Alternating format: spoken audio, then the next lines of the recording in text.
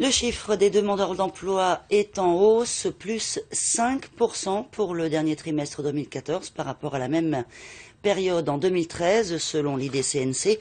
Et cela ne devrait pas s'arranger puisque avant-hier, la direction de Cognambeau-Nickel annonçait son plan d'économie à venir suite aux problèmes sur ces deux fours. Aujourd'hui, notre équipe est allée à la rencontre des salariés et de leurs représentants. Valérie Jonot, David Sigal. Un caillou dans les chaussures des salariés. C'est l'effet des annonces de Cognambeau-Nickel. Stanley Douy est géologue et s'apprête à rejoindre ses collègues de la mine. Une prise de fonction qui a changé depuis 2 jours. On a un petit sentiment d'inquiétude, mais du coup, on est toujours confiant de notre direction. À l'usine, l'activité n'est pas impactée d'après les salariés rencontrés. À midi, prise de carte pour les employés de la mine. Miranda Newland, 19 ans, travaille depuis 8 mois sur site et comprend les économies demandées. On arrête les heures supplémentaires, on évite de prendre nos voitures, on prend les navettes. Et puis, ouais, voilà, en gros, c'est ça. Et l'ambiance au travail, du coup? Ben, c'est un peu...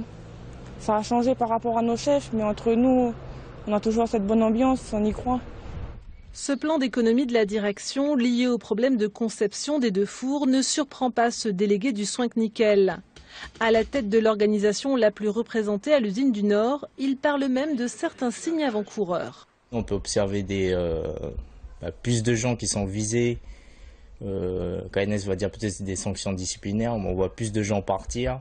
Même au niveau des cadres, il y a une réorganisation.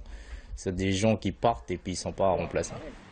Sérénité mais vigilance du côté de l'USTKE.